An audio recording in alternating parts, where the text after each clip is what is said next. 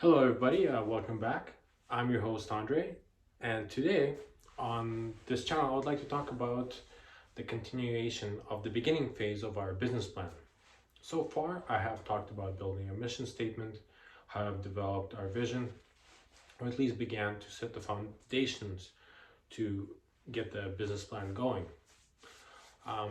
It is my great ambition to open a very exciting new restaurant to offer a beautiful amount of hospitality, delicious food and wine to our local residents here.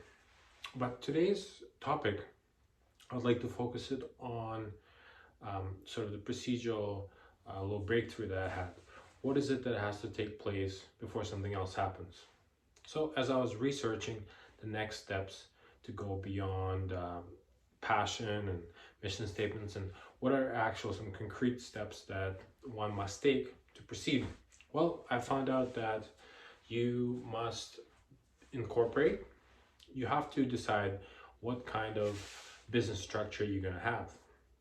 Essentially, what I have found out is I have to pick either a sole proprietorship, a partnership, or a corporation, a limited liability corporation. That's the way I understand it. There's plenty of information online to go through, but right here in Canada, in British Columbia, you have pretty much those three options. You could be a nonprofit as well, but this business, I'd like it to make money so we can grow a bigger business and help more people. So essentially, one of the first steps is to get your business registered. Not registered, but incorporated. You have to incorporate it, and that involves picking a name. They're going to give you a tax number so you can pay taxes. But that is one of the first fundamental steps that you could take. You could check out your name, compare it to other names in the province or perhaps the nation, and make sure that name that you want to take for your business is not occupied. Otherwise, you have to do something else. But there are also another number of important documents and legal procedures that have to take place, such as business registry with your local municipality or province. You have to get a certain amount of licenses depending on the kind of service you want to provide: liquor license, food license, takeout license, not to mention all the construction licenses that will have to take place. So one of the lesson of this video is, if you want to take a next concrete step, if you have a due date, for example, you want to open a restaurant within a year, well, perhaps maybe it's a good idea to get yourself situated as far as what kind of business you want to run. So that's the next best step. But on that note, I've realized that in order for you to register the business, let's say get your business license with your municipality, you have to have the square footage, you have to have the number of employees, you kind of have to know what you're doing. So in order to get your business license, so in order to get that information, you obviously have to talk to a realtor and spend months and months, or perhaps weeks if you're lucky, figuring out where exactly you're going to build that place. So you have to find a lease. So, and from then on, you have to figure out the rest. So it's interesting. On a side note, almost as a conclusion to this video, I would like to say that maybe some of us, a lot of us, dream about businesses, and again, as I mentioned before, we dream about the final picture, the happy customers, the red ribbon that gets cut.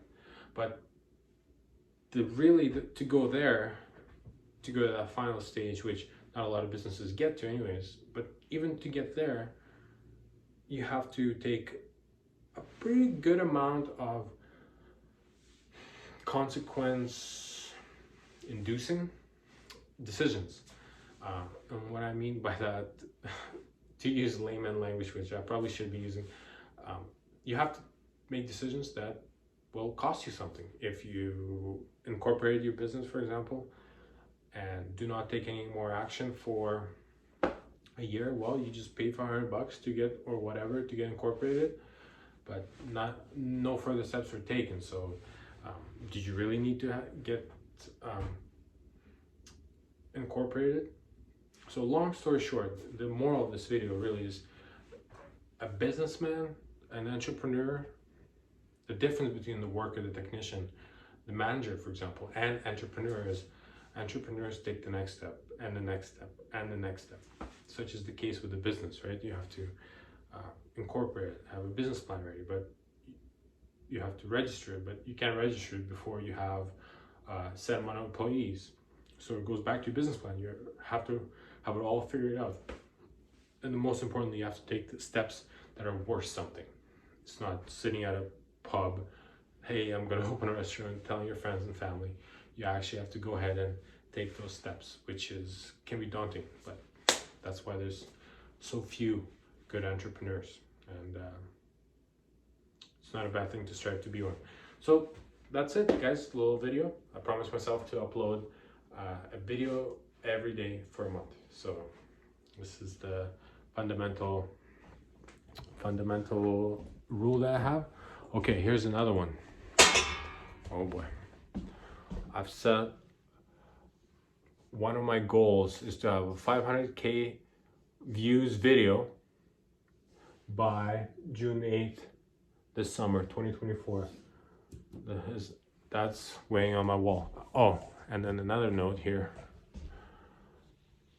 I watch and listen to a lot of Naval Ravikant. I hope I pronounced his last name right. Naval, great fella. But essentially he talks about setting an aspirational rate in order for you to keep moving forward and deleting the low level activities that are perhaps worth less than that number. So he set his number he set for himself way before he was getting paid that amount is $5,000. I went a little bit more conservative. You can always increase it later, but $600 an hour is my aspirational rate. So we'll see about that. Future will tell.